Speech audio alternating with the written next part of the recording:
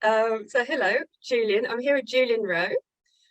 We're doing a recording for Pull Back the Curtain. I'm Steph Goodger, and we're going to be discussing Julian's recent show and recent work for School Gallery in London. And that show was joint with Simon Patterson, and it's only on till tomorrow, which is a shame. But we're going to include some footage of the show with this talk, and there's also going to be a book available, handmade book made by Michael Hall, the director of School Gallery, and that will be available at schoolgallery.co.uk. So that's going to be, there's plenty of material still available on the exhibition, and it's your contribution to the show is, Julian, is a series of 9 assemblages which entitled Gigi.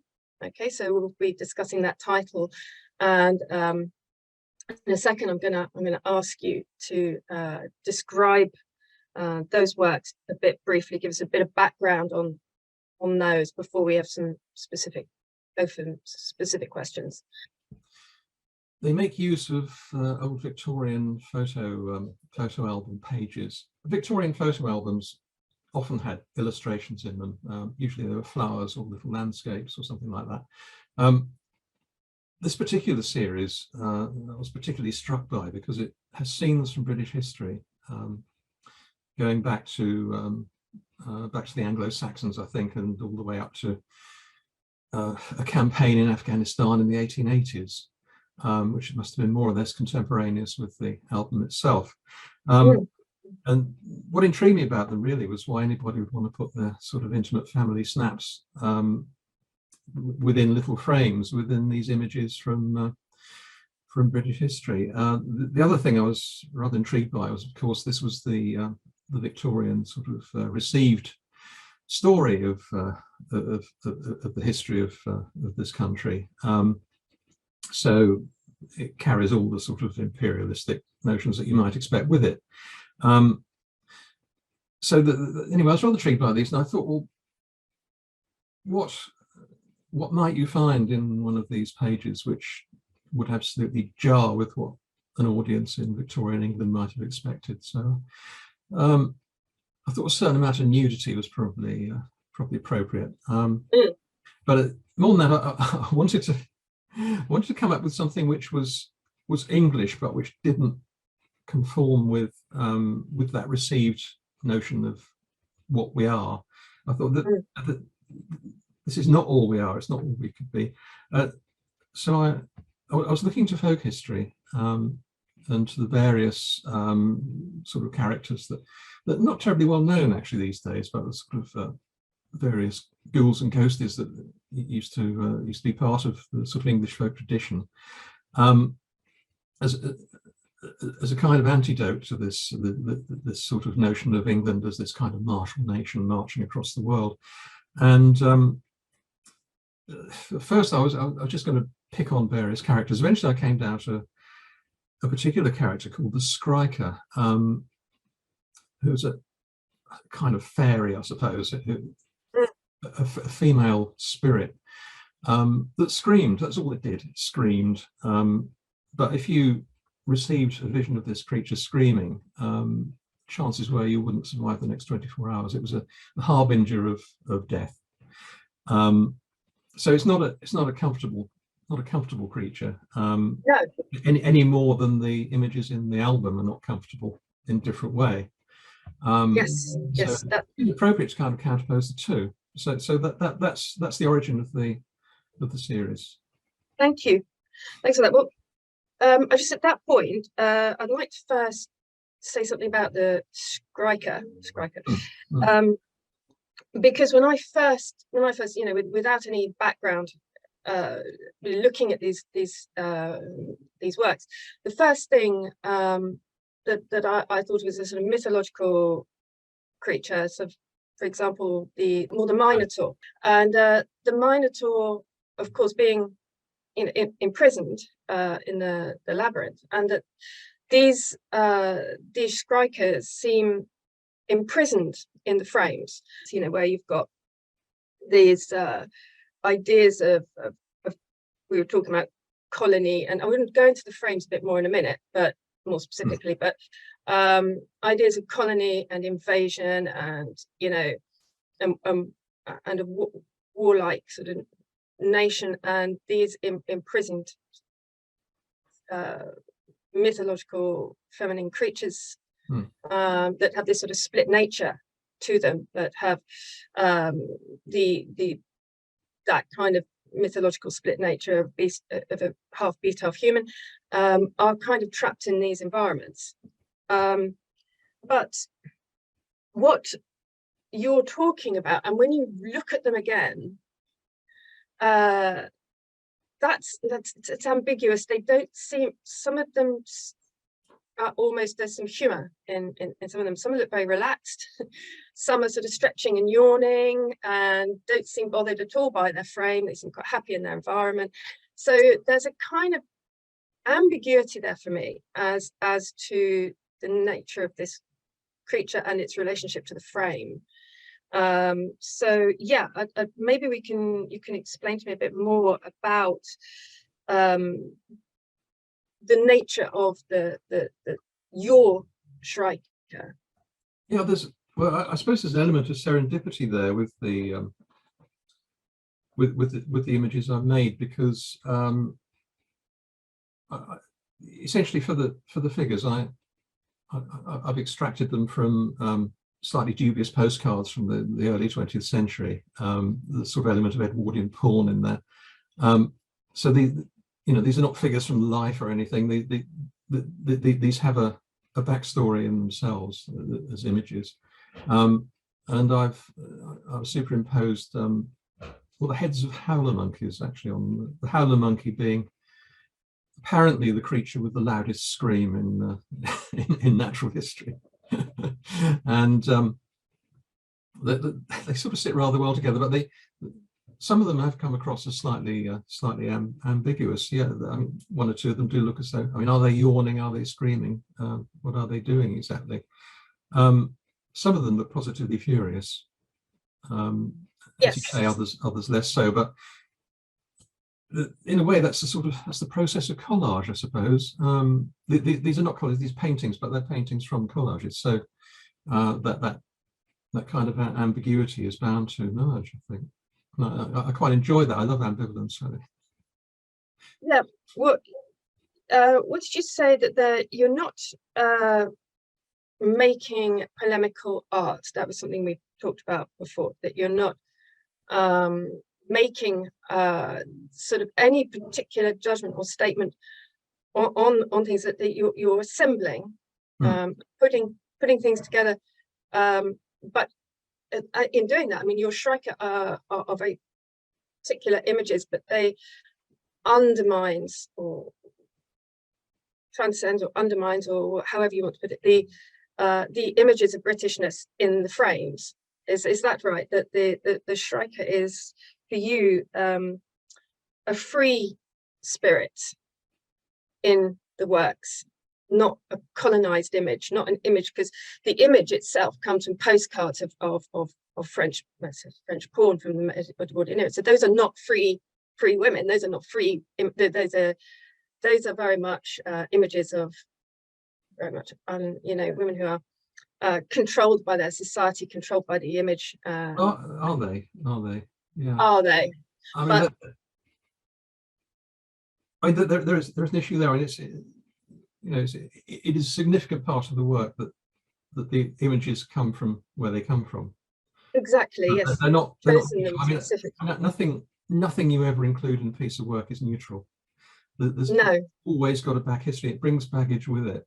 And yeah, I'm not exactly sure what the position of nude photographic models in the early 20th century in France would have been. You could say it's exploitative. Probably was in a sense, but we're all it's exploited. Objectified. I mean, the women are objectified to sell. Yeah, you have a difficulty with that notion of objectification, actually, but that opens up a whole new can of worms, really. Yeah, do we want to do that now? no, the point really is that, you know, is that I'm not following an agenda.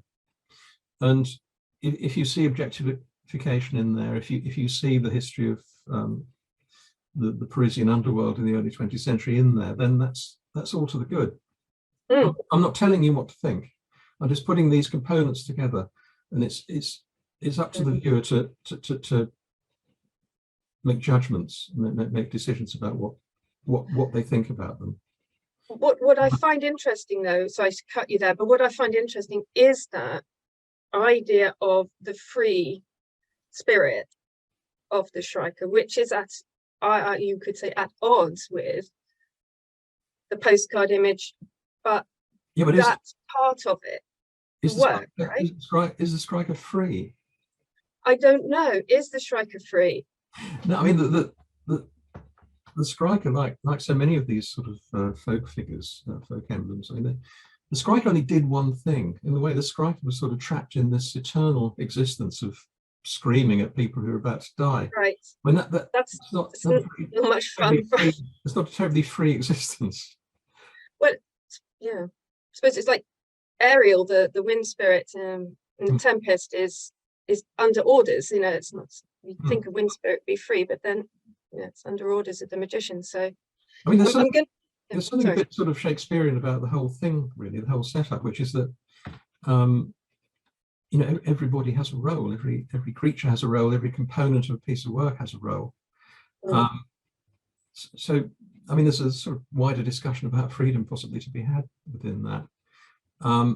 That I think it's worth mentioning at this point, actually, that there's a play by Carol Churchill called The Schreiker, which I discovered after I started making these, and the Schreiker in the play is definitely a creature from the underworld, but she performs quite a malign role, really, in the lives of two girls. I mean, it's a complicated play, and I won't sort of go into detail.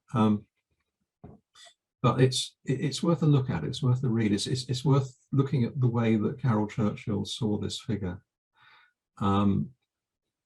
which I think is quite fascinating. She even invents language around it, because this is again, as in the pieces I've made, I suppose that this is a creature from some sort of almost hidden mythology, which sort of rather rudely interrupts people's lives in the 20th century. I think it was 20th when she wrote it. And it's I found that I was sort of working on almost a parallel path to this play when I was making this work.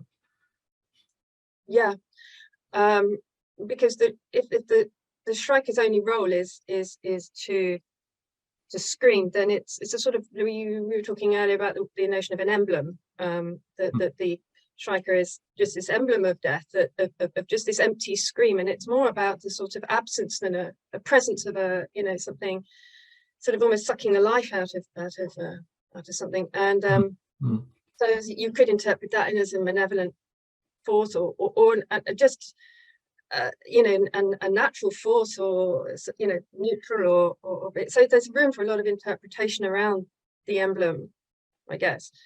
To move on, because we are trying to keep these 20 minutes. I'm sure we're not going to manage that this time. I know we're not.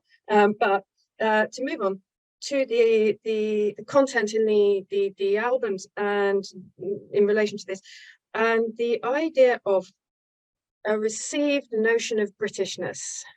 And you were talking to me, we've had chats before about this received notion of British and what that is. I'd like you to talk a bit about what that is, because you said that even you feel that it carries on into our lifetime. It's not just a sort of an Edwardian thing or an Anglo-Saxon thing. It's something that you felt as well.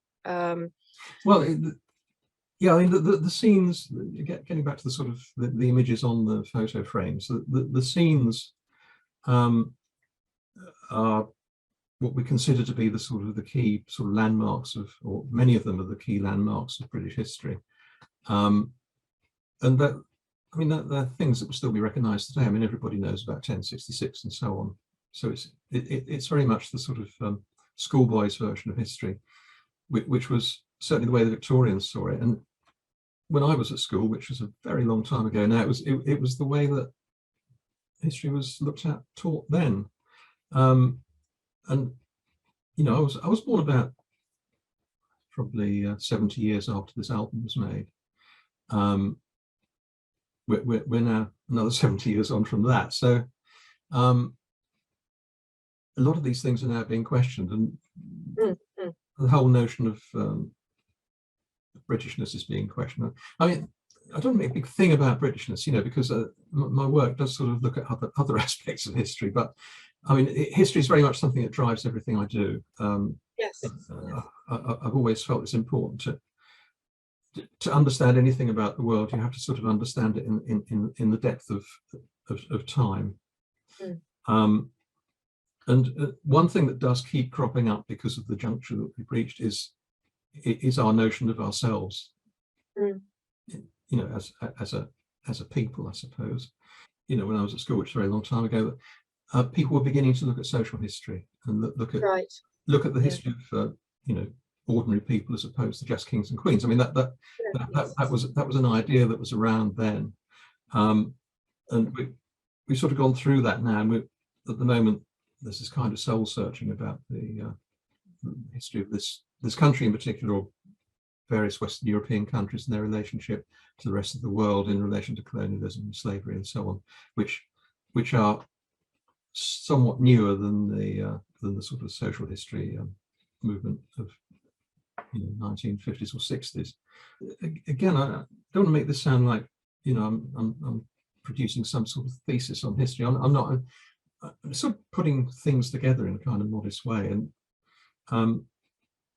hopefully there are tools for other people to sort of, you know, might stimulate ideas in them. Yeah, no, that's fine, because that leads me on to the next part of my questioning, which is to do with, there's two things I want to talk about. First of all, the act of painting, because that was really interesting. What is the role of painting in these works? And you did touch on it earlier. And you talked before to me about the process of transcription and the role of painting in the work is very specific for you. And so can we now just describe that a bit? I don't regard myself as a painter. Not particularly good at it. And to me, painting is really just a method of transcribing an image, which I've acquired from elsewhere. I mean, my basic processes are more sort of related to collage and assemblage than they are to painting as such, but it is a rather convenient way of bringing an image together in a harmonious way, which is about as far as it goes as far as I'm concerned there. So I think I was explaining to you before that I don't use it as an expressive medium as such.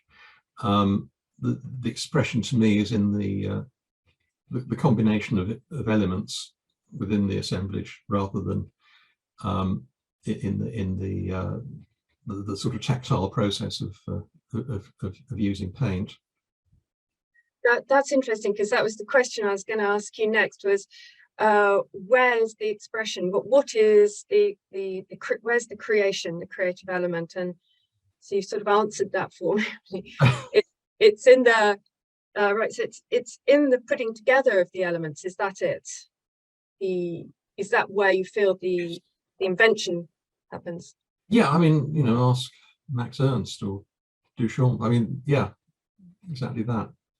Exactly that. It's in the and we talked before that the power of an object to make a comment on the image, because what we can't avoid seeing, I can't avoid seeing, because I'm so into sort of 19th century optical illusions and, you know, optical toys and things do that, and they're like model dioramas that the little soldiers are becoming part of the scene. They're responding to the scene, or you feel that they are, that there's something we haven't discussed yet, is that you've got this third element, which is the little platform, like a stage, where you've got the backdrop of the photo frames, and the figure of the striker as the main character, the protagonist, and then you've got the sort of extras of the figure of the frames, and then at the very front you've got this sort of like diorama type effect of these soldiers that take you in to the scene and pull you into the image.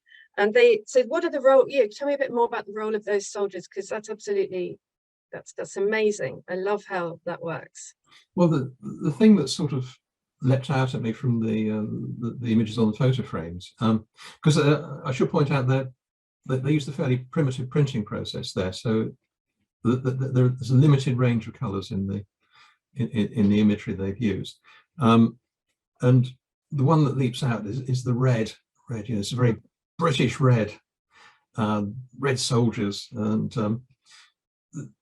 they just seem to look like model soldiers anyway. So it sort of invited you to include these. We haven't mentioned before, but one of the frames contains a video rather than static image, and it's a frame that's got two apertures in it, so that the video plays with a Skriker image, an animated Skriker image on one side, and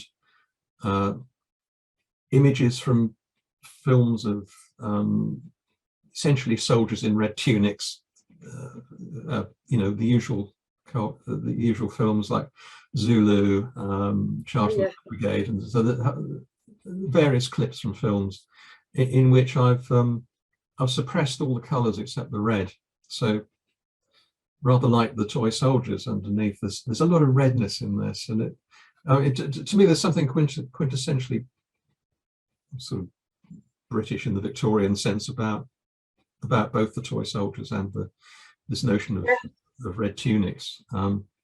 So really, I suppose it's a purely visual thing. I mean, I'm not sure the soldiers are saying anything, put it that way. Well, the visual is loaded. I mean, as you say, even the color is loaded. Everything is loaded with meanings that you bring to. I think that's what I find so interesting about your work, is essentially it's like collage, and you bring, in the broadest sense, collage.